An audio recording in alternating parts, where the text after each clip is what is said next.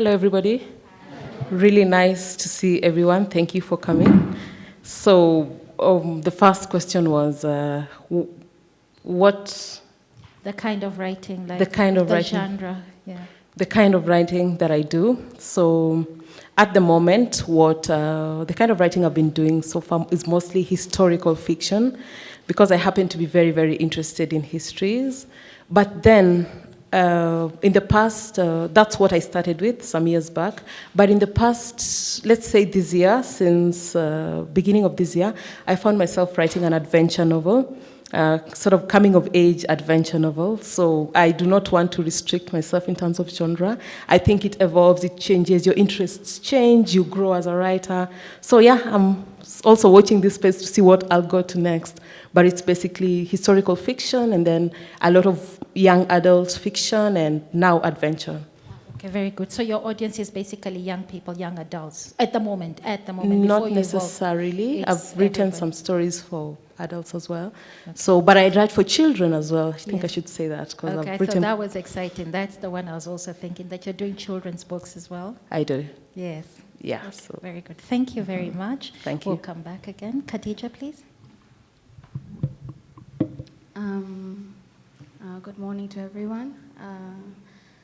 So I'm primarily a fiction writer, and genre-wise, I'm mostly interested in horror, fantasy, surreal things. I usually tend to lean away from contemporary genre because that's not where I'm that great at writing that. I think my interest has always been in like bigger imaginations, though I enjoy reading contemporary fiction.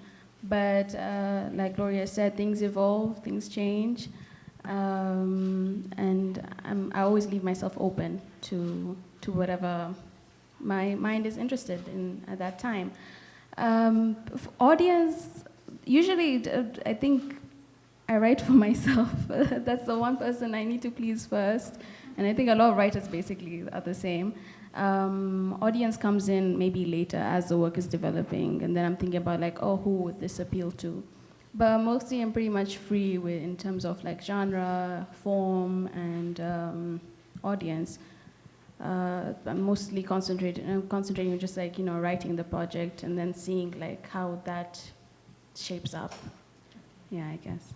Okay, thank you. Good morning. Thank you so much for coming, all of you. So the genre I mostly write in, I wouldn't say I'm limited to genre per se. Mostly I write fiction. I would say I write fiction and non-fiction. I could tell you something I'm more interested in nowadays, sub-genre of fiction. It's Afrofuturism and African futurism. So I feel like I'm reading more of that and I'm writing a bit more on that as well. But I wouldn't say I'm limited to genre. And as to who I think about when I'm writing, mostly I always say that if I'm writing something, I have to be interested in reading it. If I myself, the writer, is not interested in reading the item I've written, then who else would be interested in it? So it wouldn't make sense. So mostly, I would say I do write for myself. On the other hand, also, will I say I'm thinking about someone? I think what I'm trying to do with fiction is or with writing itself, is try to explain to myself why certain things happen. So in that process of interrogation, then if I do think about someone else, I don't think it's a sort of like a conscious thing. Maybe it just happens, I would say, yeah. Yeah. Let me go back. Let me start with you then, Dennis. How did you find yourself doing this? And is this your full-time job as a writer? But how did you get here? Okay, so I feel like I started writing around 2017. That's a point I can remember, I'm actually starting to read and to write. I think I was in my final year of school, of university, and I was doing financial economics. So I was like, no, I'm not going to continue this. for the rest of my life. Also, I had done an internship, and I was like, wow, people just stare at computers and Excel. So it was there was this kind of dissonance, and I was like, okay, let me try something. Let me start doing what I used to like when I was 13, which was writing. So in that process of writing, I think one thing I didn't know at the time is how to become a writer in Kenya, because I hadn't met writers before and people who write. The last person who I knew who wrote had gone to prison, and this was Ngugi wa Thiong'o. Wow. So I was like, and this was way in the 70s, so I was like, okay, maybe it's disappeared. But then I think when I started to write, you sort of start to meet the people who are writing, and you see them, you talk to them, and I wouldn't say it's my full-time job. Throughout that period, I've had to take jobs here and there, and also go to school as well for a master's. So I wouldn't say it's a full-time job. Tell us about the master's. It's in? So the master's is a master's in creative writing, the one I did at UEA. Yeah, it's basically just about you learn the craft of writing. I wouldn't say you learn it, but hone. Yeah, so yeah, you could say. On your skills. Yeah. Okay, great. And then for you, Khadija, how did you end up here? I think very similarly to Dennis, and I think a lot of Kenyan writers have that similar background, is that you don't know writers when you're writing. And for me, I was writing not to be a writer, I think just to, see what words can do on a page, and I was enjoying that. That was a form of escapism and also, therapeutic. It led me. So when you started writing, it's more like, shall I say, you were journaling? You were just writing a story somewhere and doing other things. Yeah, Okay. I was in school. I was in high school studying for exams and stuff, and writing was just that's a thing that person does, I guess. And so I enjoyed writing, but never really committed to it in creating readable work. It was more about flexing my mental muscles or my imagination, or just an escape artistry. That's what writing is early on. And then as I grew older, I had to go study university. I wasn't really all that interested. I just knew that, it's a privilege to be able to go to university. You need this to survive in life. So yeah, a very aimless youth I was. And I think university is when I reapproached writing again, because now writing was just for me. Now I had to be like, okay, writing actually needs readers. Because if I'm just writing by myself, I'm just in this echo chamber, no new thought is happening. And so I kind of found these online groups of Kenyan writers writing poetry, and I was doing that, then got distracted by other real life things, and then started writing a novel again. And on that journey, I've been able to meet Kenyan writers, to be exposed to Kenyan writing, to read and write, not just as, about being escaping or about, just, what am I thinking today? About actually engaging with society and trying to learn things, bigger than myself. So yeah, it's been an interesting journey, and I've met a lot of really great, amazing writers on the way. And I'm just seeing where I'll go. As for work right now, no, I don't have a job. I think I quit my job maybe in, was it end of 2019? And I'm lucky because I can actually live with my family, so there's no rent to pay. But I do have a lot of other responsibilities that don't necessarily involve, a wage. And yeah, that's where I am right now. So you're just giving this your full time? You're trying your I wish, but no, I'm someone who's very easily distracted, or there are other things going on around in my life. So I do write, but I haven't been able, maybe whether it's discipline or not having the time or just being a very distracted person, to be able to actually dedicate my life to writing the way that I want. But like Dennis, I'm interested in now moving forward to having a goal for myself and actually being in spaces where I can hone my craft, and whether that's signing up for creative writing classes or like going for an NMA.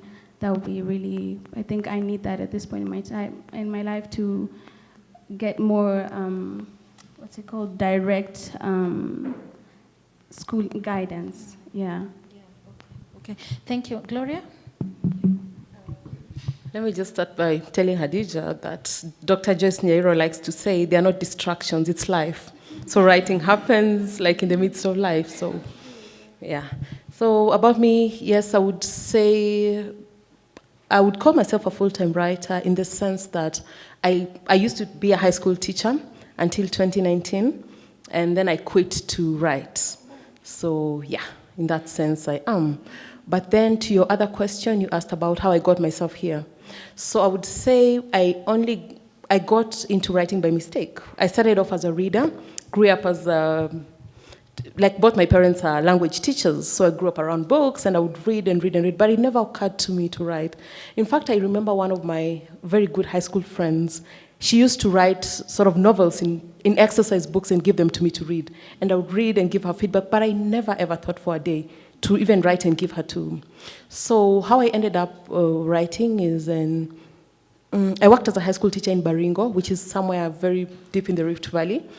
And there's a friend of mine, a colleague actually. So one day I saw a newspaper sort of story about the Sabaot Land Defense Force, this sort of ragtag militia so they had sort of, the newspaper article says that they were regrouping. Then I sort of mentioned it to her, and she told me, by the way, Gloria, do you know that I was actually in Mount Elgon when this happened? Do you know that my family lost everything? In fact, all my certificates were burnt in our house by these people, and I had to get new ones. And I told her, wait a minute, what do you mean?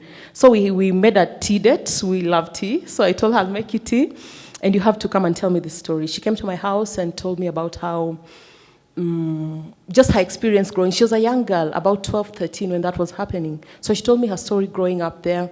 And I remember just sort of sitting back and thinking, wait a minute, I know nothing about my friend. I do not know my neighbors. So I'm reading all these stories from Nigeria, from, Germany, from the UK, from the US, but I know nothing about my next door neighbor. So I said, okay, this is it. I have to write this down. Also I had many questions, but I also just wanted to understand that story well. So of course that led me to researching, and that's how I ended up sort of becoming a writer. Wow, okay, thank you. Do you carry in your spirit somewhere in you that I am the voice of my generation and this, I'm speaking for them? Okay, let me answer this question. So for me, I actually thought this too, the Kenyans don't read. But then I think in 2019, I was working at Prestige Bookshop. So I would go to town and I was so amazed, like, the bookshop had customers all the time. All the time, people are coming to buy books. And I mean, there are those people who buy self-help books. And then there are a lot of people who buy African literature. People will come, oh, tell me about this and this book. I want to buy African literature. You would recommend a book from the US. They'll be like, no, I want African literature. You mentioned Chimamanda, they're like, is there someone else? Like there's a genuine hunger for people who want to read. And I do think that books find their audience, and writing finds its audience. Your audience may not be necessarily your friends or your family, but it could be someone out there. And also with Twitter, the good thing with Twitter is that most magazines who publish online and then they post their tweets, even books. There's a book which has been trending for a long time. I'm even surprised. It's called Vagabonds by Elohosa Osunde. Like people read and then they come up and then they put phrases on Twitter. I'm like, every single day, how many people are reading this book? So I'm so surprised and stunned that I don't think you can lack an audience. If you're true to yourself and true to your craft, I don't think you can lack an audience, yeah. Do you feel you're the voice of your generation, or you don't? So actually, I was reading about this. No, I don't feel like that. But then there's usually that thing where publishers make it up. They make it up that so that people can read that specific person, especially when you're young. So Fitzgerald, when he was F. Scott, when he was I think 24, I think he was being published by, if I'm not wrong, Scribner. Yeah, Scribner. And so it was being published by the editor Max Perkins, and then everyone at Scribner was like, no, we can't publish this person. And this was like, Max Perkins like, okay. Oh, he's going to be the voice of the generation. Well, he's published and then he becomes the voice of the generation. But technically, it's usually the publishers who make it up. And also with the Ghanaian writer, Jiasi. Yeah, because, so sometimes they also do pay you a lot. So that people are like, oh, you're being paid $1 million, you must be the voice of the generation. I don't think it's something editors and publishers make up for the book to sell. I would say it's more of a marketing thing, yeah. Okay, it's not okay. For you, Khadija? Yeah, pretty much. I think he really said it well. And the Kenyans don't read story? No. As in, like you said, a book will find its audience. A story will find its audience. You can write the most heinous, inflammatory thing, and that thing is gonna find its audience. You know, it doesn't really matter. Of course, it has a real life, benefits, because now it becomes easier for you to be a writer. It becomes, you don't have to be writing in a dark hole anymore. You can, it translates to real life things, I guess, if that makes any sense. But being the voice of a generation and such, I don't feel that as a writer, and I don't think I'm considered that way either. And I don't want to put that pressure on myself. I write my work, it'll find its audience. I just write imaginatively, I try to be responsible, I try to read. I think as a writer, you'll become more aware, because now you have to read to actually produce good work. And I don't know if people are reading less. I know I am. Reading is a battle for me recently, like you said, with all these distractions and such. But I don't necessarily think that reading is the be-all and end-all of finding a story. A story can come even in a TikTok. Story can come, through the other formats. And for me, being a writer necessarily is just a way of telling story. So regardless whatever way that story can be accessed and whatever way that story is being consumed, that's important. Yeah. Okay. And for you, Gloria? So first, this issue of being the voice of our generation, it makes me very amused, because it makes me think of, in the book Half of a Yellow Sun, there's this poet who is a friend of Odenibo, Olana's husband, and they have these meetings where they meet to talk and sort of discuss literature. And then when he reads anything, they all go, voice of our generation. So I always regard that particular phrase with a lot of amusement. Yeah, anyway, to your question about Kenyans don't read, I don't think that is true. I actually think it's the other way around, and my reasons are as follows. First of all, what we could say, instead of asking why Kenyans don't read, maybe we should be talking about what Kenyans read these days. Because people read on their phones, and people download ebooks, and you're seated in a matatu, but you'll see the person next to you either reading an ebook, or, you understand? And there are also all this, what do I call them? The Facebook, they like to call themselves storytellers. Yeah. Biko Zulu, Beryl Itindi, they put up posts, and Eddie Ashoya, they put up posts, and sort of 1 hour later, you see 400, 500 comments. People read that, didn't they? So I imagine Kenyans read, but then apart from that, if you also look at the number of bookstores in Kenya, they're growing. So if bookstores are growing, people are reading. Yes, the other thing is, apart from bookstores growing, I've seen a trend where bookshops now have their own book clubs. And like the TBC book club seems to be very popular. It has like 700, 800 people a month. So I imagine that's reading. The number of sort of self-help books that are being self-published and sort of flying off the shelves are also growing. So to me, I don't think Kenyans are not reading. I think Kenyans are actually reading, and it's an exciting time because unlike in the past where you had to go to a library to access an old copy of Granta, right now you go to your phone and you read the stories for free. And I want to read Dennis Mugaa. I have to go, I'd pick my phone up, go to Isele magazine and read his latest short story. So we just have, there's more access to stories now. And I imagine, to the best of my knowledge, people are actually reading much, much more. Okay. Then there's the question of the philosophy that informs your writing. When Chinua Achebe wrote, he says that, at one point he says that, I wanted to go back to find out when the rain began to beat us. And that sort of influences a lot of his writing where, he tries to understand how did we get here? When did colonialism come in? And what was within our community that gave the opportunity for colonialists to colonize us, right? So when you're writing, what kind of philosophy or what thinking goes into what you put into your stories? Okay. Let's start with Gloria now. The philosophy that goes into my writing. I imagine that every generation of writers has to grapple with issues in their time.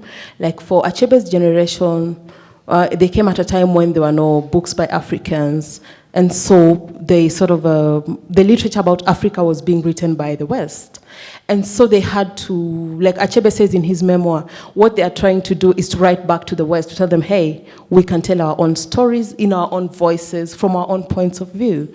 And I feel like that was Achebe's generation. Then comes Ngugi's generation, and the African leader has taken over from the colonial leader. And then what happens?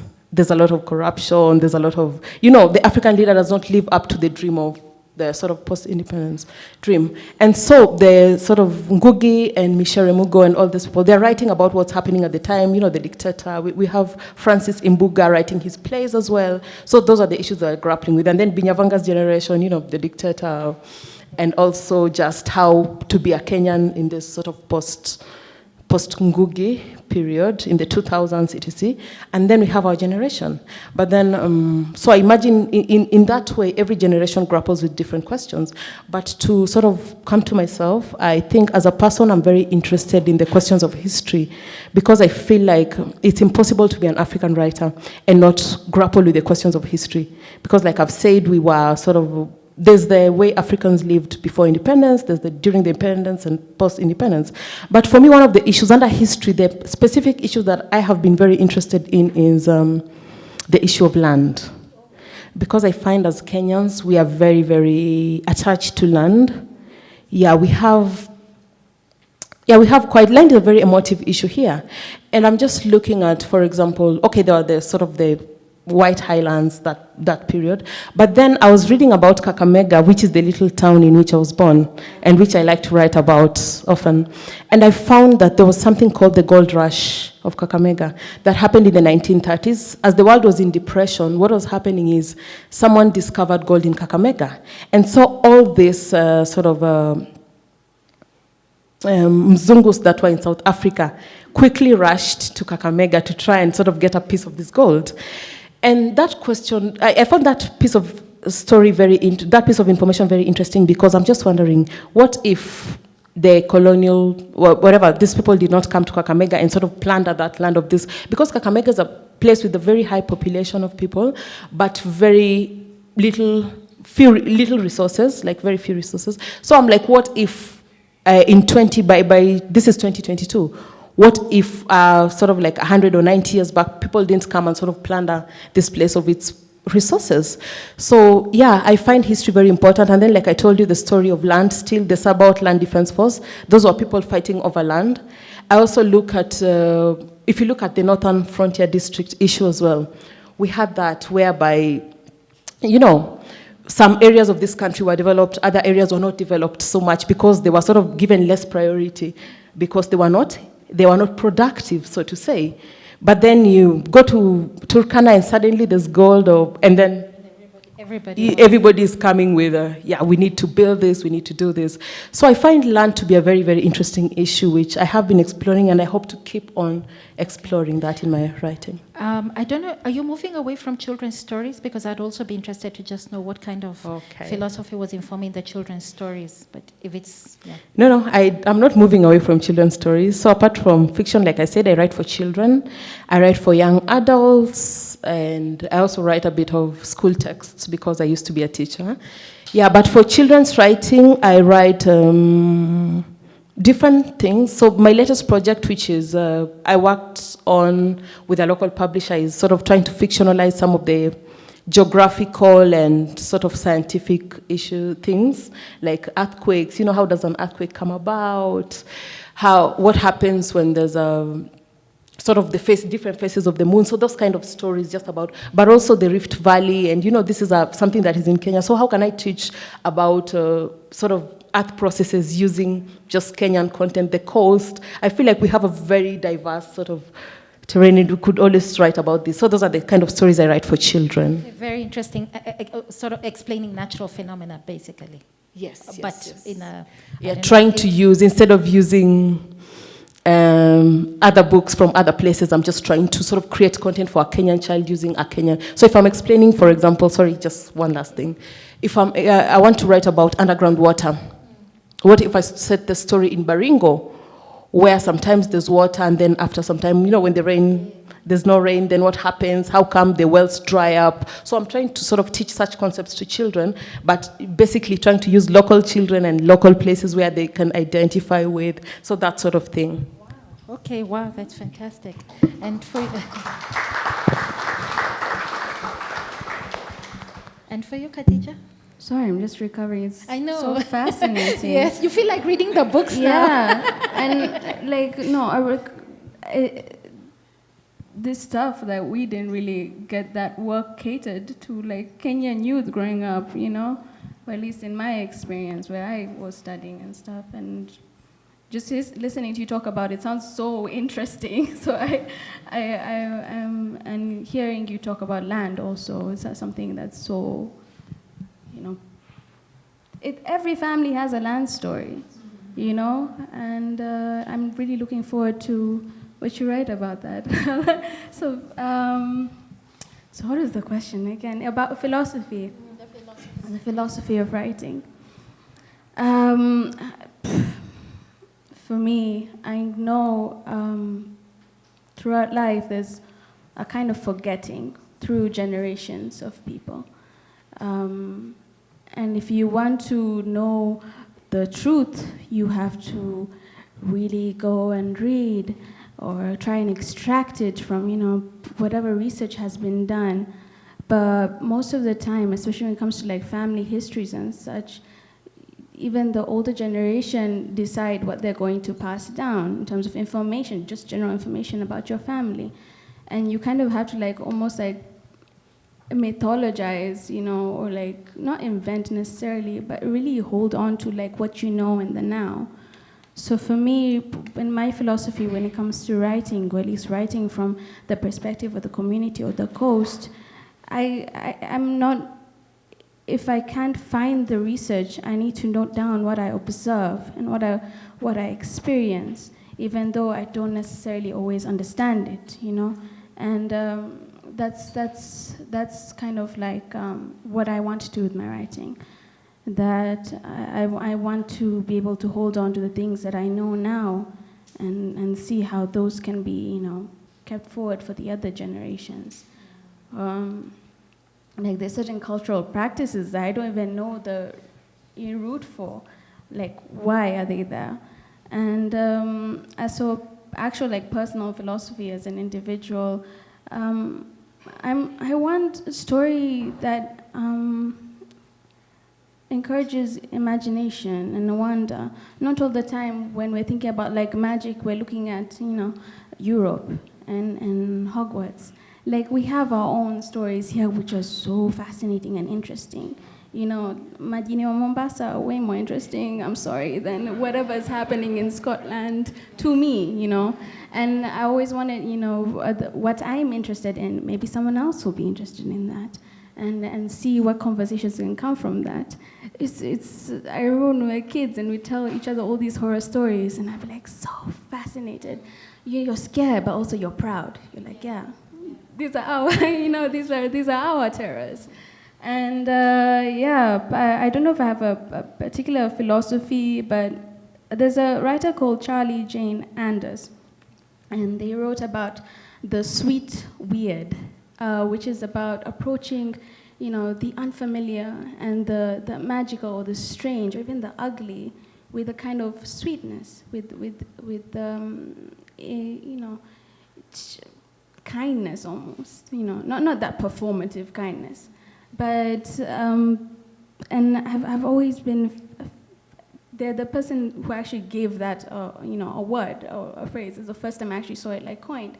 And I guess that's what I'm interested in. I'm interested in experiencing the strange and the weird and even the frightening in a sweet way. And I don't know if that counts as philosophy, but that's where I am, and very much with a Kenyan lens. Yeah, no, it does. It does. Yeah. We understand. Yes, that makes sense. And then, yes, for you, David. I'm not sure if I have a particular philosophy of writing when I'm writing. I think this might be a bit naive, but when I'm writing, I'm always in pursuit of beauty, like in the sentence itself, so that the sentence is more like. We had this discussion once where that there are writers who leave out the content and then they just pursue how the sentence sounds. And so like the chic writer. Beauty for beauty's sake. Yeah, so like that.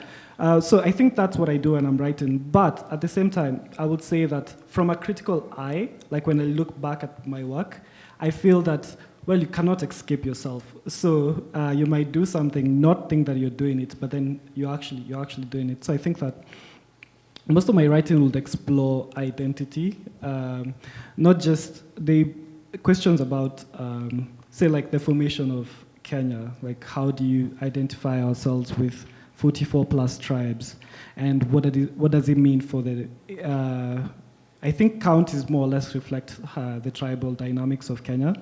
And when you're left with borders which were made by someone else, then what does that make you? When you speak 3 languages, one language, I think when we were younger in primary school, if you spoke your mother tongue or you spoke Swahili, you had to wear the whole day. You're wearing this really ugly thing.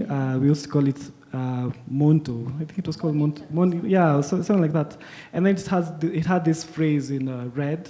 It was like, I speak vernacular. So it's like, so I feel like it made me dislike my mother tongue.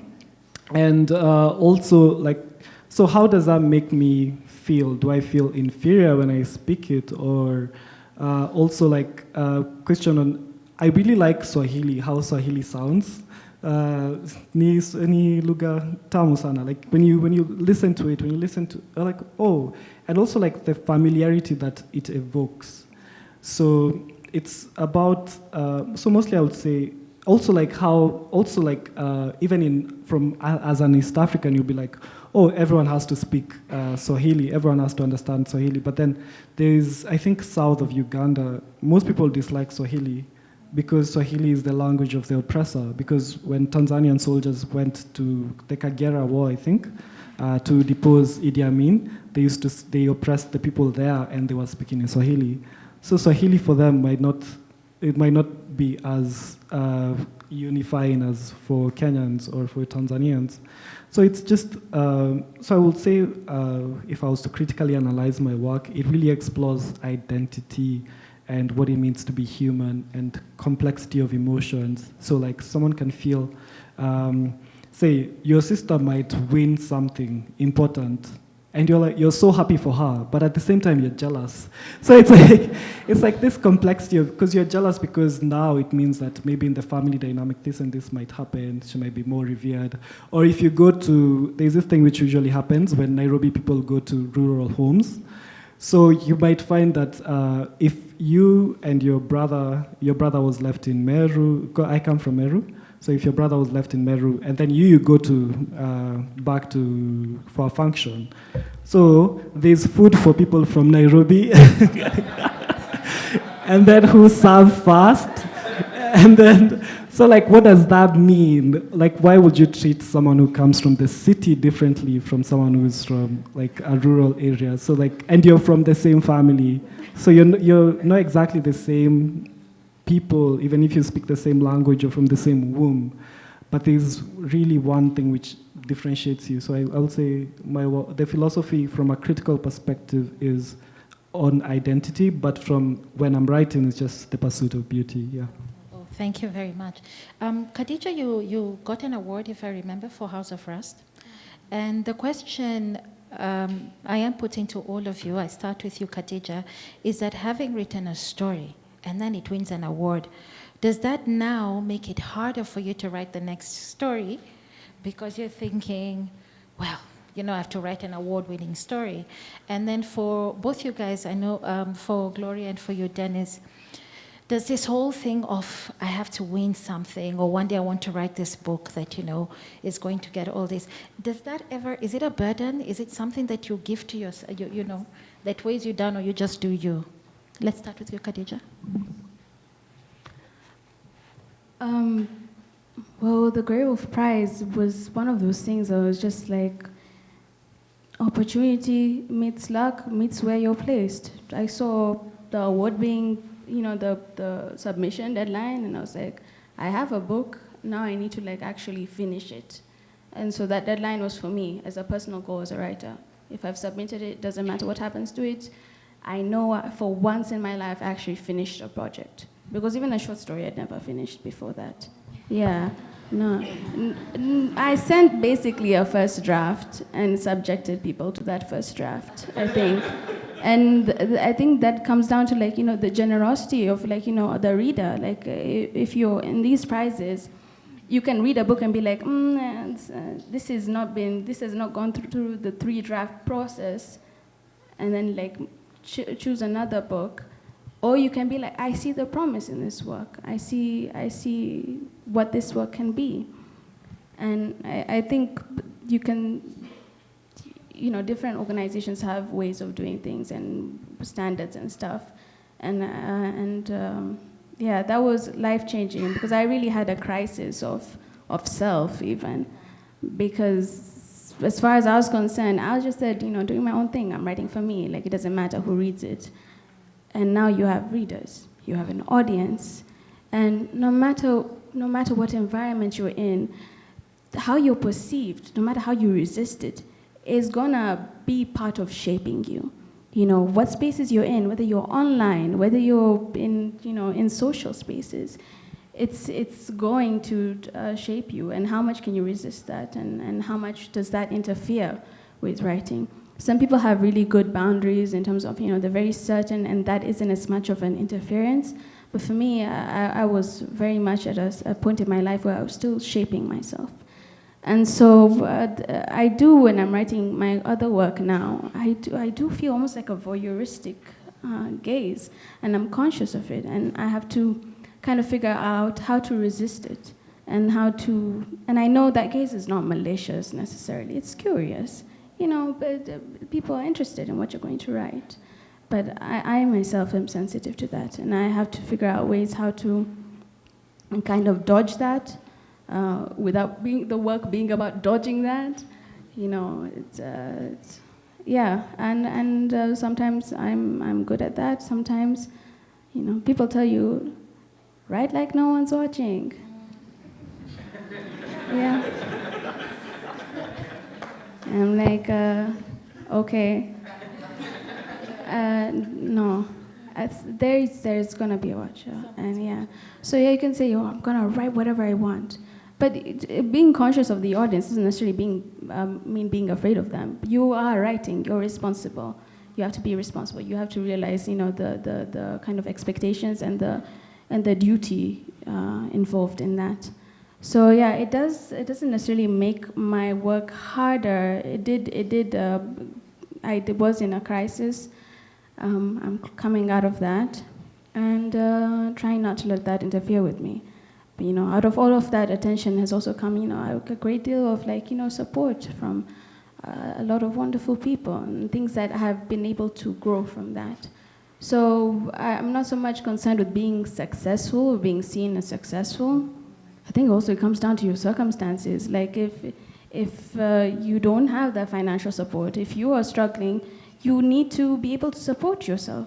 Alhamdulillah, right now I'm not having that struggle, but I do definitely want to stretch my wings. I don't know if that is the saying, stretch your wings. I want to explore more and write in a way that resonates with people, I guess. And I don't know. Ever since that, I think I've been able to really improve my craft as well. And kind of find places where I can apply my work and I can see deadlines and stuff and all these magazine submissions. I think around that time suddenly there were all these literary magazines growing up, whether it's in Kenya or it's in the greater African continent and stuff, which has been a really big part of actually honing my work. So yeah, I don't know if I've answered the question. I think I tried. No, you have. Dennis, Khadija, can I ask you if I'm going to just hold, we don't answer that. And I found out the burning issues from the audience. Is there any burning question going up? Okay, please, the lady there. This is based off of what Khadija said in terms of looking for online communities to be a part of. So I wanted to know, for any emerging artists, what communities did you find that you were able to join? And this question is to all three writers. Yeah, okay. Good morning, everyone. I just wanted to say first, thank you for this incredible conversation, and Lucy as well. My question is really around artistic process. So as a writer, as someone who writes, I'd love to hear from you all what your process is and how it might have evolved over time. Okay. Thank you. So we'll answer, I'm thinking, can we start with the second question? And then we'll start with Gloria, and when you're both answering it, then now you can speak a bit about the award and whether winning is part of it. So for you, so we'll start with you, Gloria, please. Process.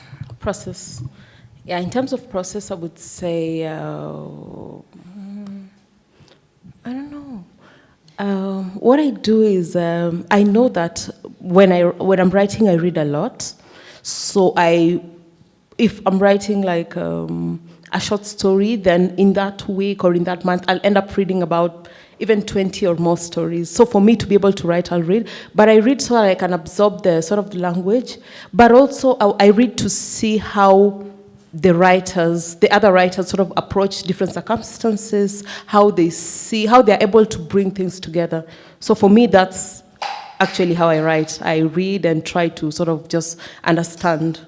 So I read stories, I'll read novels. Even when I'm writing a short story, I'll read novels, I'll read just a lot of different material to write.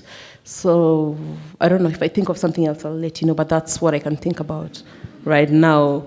So on the question of prizes, I find prizes to be I find it to be a double-edged sort of thing, because prizes are good. Like all of you, like everyone else in the world, writers like money, right? So if I could get a prize that will give me some money, then that's good, because I mean we need to pay rent, right? Mm-hmm. But apart from that,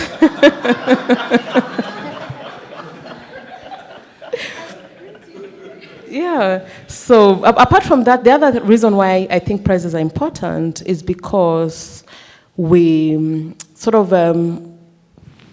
prizes bring attention to your work. And so just because some people actually just wait for let's say the the Booker Prize shortlist for them to go buy those books and read. So I feel like prizes tend to bring attention to your work, and that's something every writer would want. More audience, more people to read your work, etc. And thirdly, because it validates the work that you've been doing. Yeah, you, like Khadija said, you could feel like you're in this place all alone trying to just create things. You don't even know if they're making sense or not. So sometimes I feel like when someone else reads your work and sort of validates it, that helps you, even as a writer, to gain confidence to go on, because writing can be a very, very difficult craft. But on the other side, I have my own, I think prizes also have downsides, and one of them is the fact that prizes do not reflect a writer's body of work. So Chinua Achebe had, let's use Achebe, the sort of most common example. He had different books, many different books, and even a collection of short stories that I really like, Girls at War. I find it has funny stories, very interesting. But most of the time when you hear conversations about Achebe, it's always things fall apart, things fall apart. So prizes are good, and I think it's his most awarded work. So I think prizes are good, but they do not necessarily reflect a writer's body of work. And in that way, I find it limiting in a way. Secondly, the other issue I have with prizes is that they can be very subjective. Yeah, so most of us have seen prizes. You see the Kane shortlist, and you're like, let's wait. Story A needs to win this year. And then story D wins instead. You're like, those judges, what did they? So we complain, but having been on the other end as a judge, I've judged the Afritondo Prize, and I recently judged the El Rufai. That's a prize for teenagers in northern Kaduna, Nigeria. And one thing I could say is that as a judge, I am drawn to particular kind of stories. And from what I've told you could tell, for me, it's always historical fiction and that kind of thing. But then I'm on the panel with other judges who look for other things. One of them would be into sci-fi, another one. So I feel like prizes tend to be subjective, but also the funders of the prize could have their own agenda that they want to push. And so in that way, so at the end of the day, my general take on prizes is that they're good, yes, but also a writer should also be very, very careful and do not let it be what sort of validates your work at the end of the day. So if you don't win prizes, I mean, there are many writers who wrote really fantastic works, but they never got awarded. So that should not be the measure of your writing, but yeah, that's it. Now that we have your communities that you engaged with that just support you? Writing communities. Yeah, writing communities, I think we are very fortunate as a generation because we live at a time when it's easy for you to form communities with people in Kenya, but also outside the country. Like, I remember the first story I wrote, Boy, was shortlisted for the Writing Prize. So I went to Uganda and got to sort of meet all these other writers from across the continent. So I remember one of the things I did is create a very good, should I say, Nigerian community. I made a lot of friends in Nigeria, and because of, we WhatsApp, I send them my stories on email, they send them to me. So it's actually up to you, just be open. You could reach out to someone on email, you could so I meet people online, but also when I go to festivals, I'm very keen to sort of create networks because there's always so much to learn from other people, and I feel like my Nigerian friends also put a lot of pressure on me. They produce work like every other week, so I have to, they're like, Gloria, have you written anything? I'm like, okay, not in the last 6 months. What do you mean in the last 6 months? You need to, they keep you on your toes. I find them to have a sense of urgency, which is something I really, really have benefited from in the last year. So just try to network as much as you can, but online, offline, just be very deliberate about meeting people, exchanging contacts, and trying to sort of, reach out to them whenever you need. And I find writers to be very generous people. People will always open up their, they'll always read for you and want you to read for them in exchange. So that's how I've created my communities, I hope. Thank you. Thank you so much, Gloria. Dennis, process, prizes, community. Okay, earlier, my process is quite very simple. It's mostly about no pressure. So, so it's like, what I usually do is set aside maybe an hour or so every day to write. Sorry, whether you feel like it or not. Not necessarily. I set aside an hour a day if I go there and I don't write anything, it's fine. If I go there and I write 2 words, it's fine. If I go there and I'm on Twitter the whole hour, it's fine. And if I go there one day and I'm writing 800, 1,000 words, it's still fine. You know, I feel like it's just that one. You just set aside some time for your writing, and for me, I find it works. Sometimes it depends on who someone is as a person also. But mostly for me, I usually don't like pressure. So I try to be as relaxed as possible. And if it doesn't work, it doesn't work. Like, yeah. And no? Oh, so prizes. I feel like what I want is money.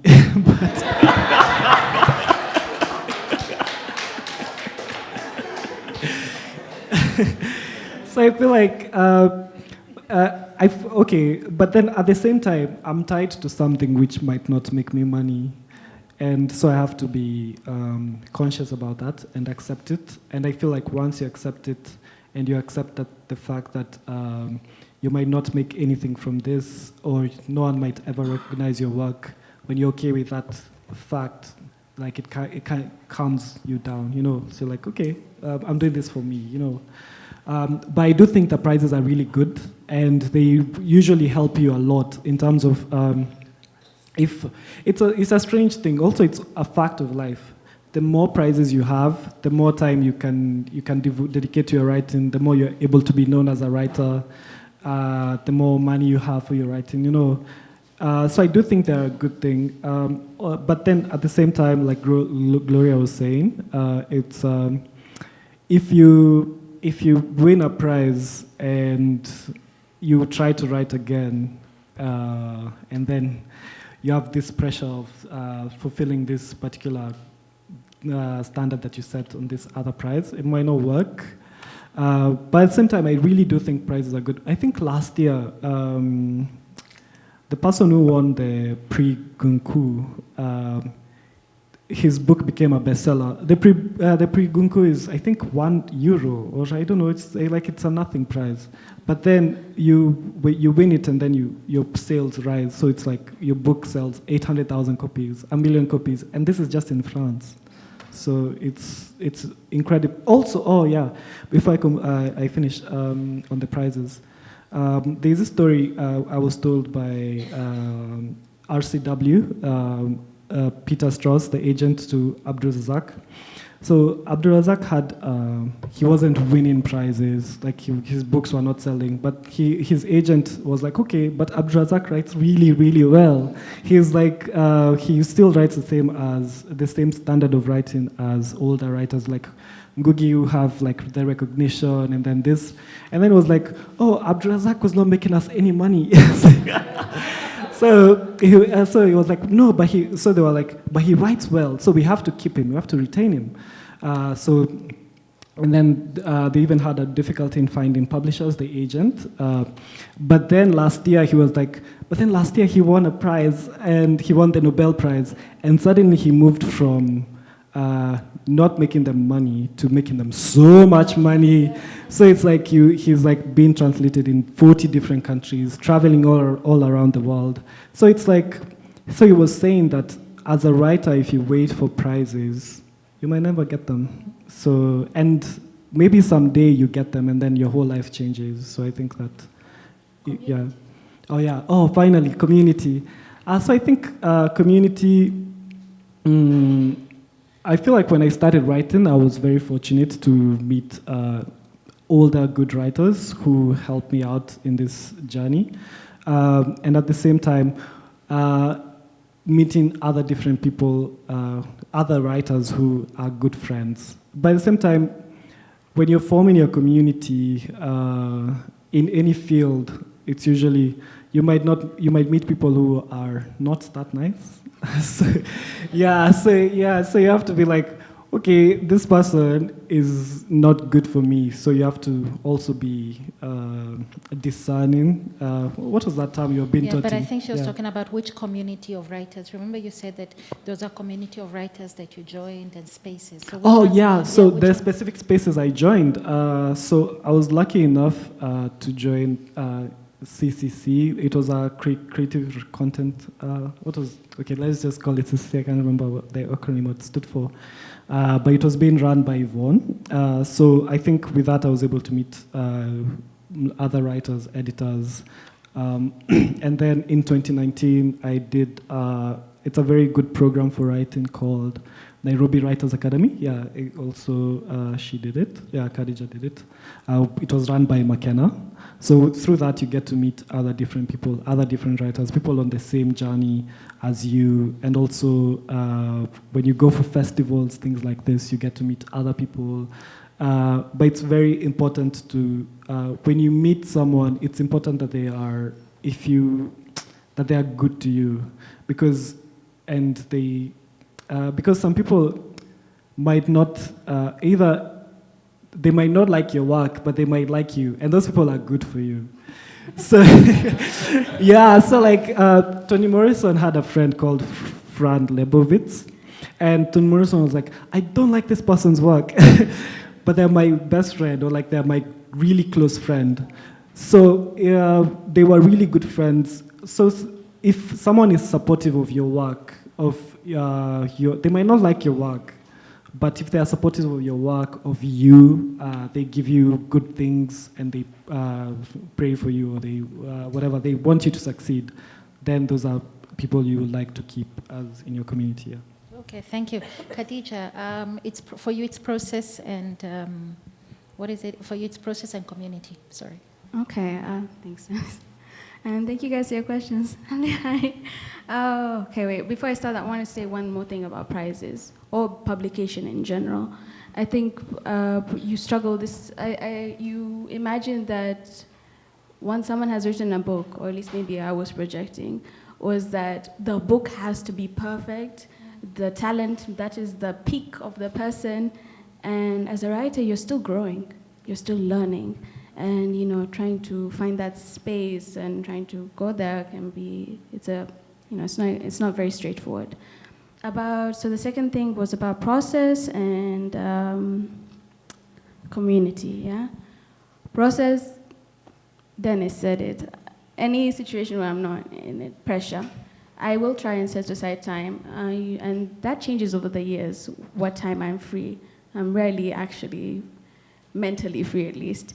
3 to 5 p.m., that's a good window of time for me to try and get some work done. Deadlines are good. Maybe it's because it's a callback to a certain school environment where you had to hand in your homework. I have a deadline in 3 days. I need to work on that. But yeah, I try not to give myself too much pressure. Because otherwise, that's not how I work. Other people work really well. Other people are morning people. They've found that time. They found that schedule. I don't have that schedule. I can't. And the third thing is about community. The internet is a really wonderful thing. And when you reach out, you go search, you find someone who's looking for you the way you're looking for them. And Twitter is great in doing that, especially in exposing you to work from other writers and to existing communities. I found community when I was looking for learning. So McKenna Onjerica's Nairobi Fiction Workshop, she had started that, I think, you went in 2019, you were the OG, the first class, right? 2018. And it was set in Nairobi, and I couldn't come. And I really wanted to go. And I even told her, I wish I could go. Next year, Corona hit. The classes went online. And I didn't go there necessarily looking for community. I went there looking for learning. And that learning, you're learning along with like-minded people who are interested in the similar things, who are interested in learning and who have that hunger. And you're getting exposed to the writings of other writers on that same level. And it's a community that's been carried forward even today. you know. And I find that what's so interesting about writers in Kenya is often you're not just a writer. You have to be an editor. You have to be an organizer. You have to foster community, because if you don't do it, you know, you can't keep waiting, you know. And one of the other communities I found was really useful was in Mombasa. There's a Creative Writers League, which is run by a lady called Lubna Abdul Halim, and it's about, you know, coastal writers. It's you know, exchanging work and, like, you know, talking, and I find, like Gloria said, writers are really generous people, and I've had good luck to not have been exposed to, you know, those guys who won't necessarily support you, like, you know, yeah, but I know what it's like to be in circles where, you know, that support isn't necessarily sincere. I've known of it. But I find that writers in general are very generous, and, you know, you curate and you be more discerning, as you said. And community, you'll find community. And if you can't find it, you build it, I think, yeah. So, but here, you're here right now with everyone else, right? So we're all interested in the same things, and someone's gonna be able to, like, you know, connect you. But for me, McKenna Wanjarica's, like, Nairobi fiction class changed so much for me. And not just as a writer writing, but as a writer connecting with other writers. And you should definitely look into it whenever she does continue it again, because it's a really valuable space, I think. Wow, okay, thank you very much. Thank all of you.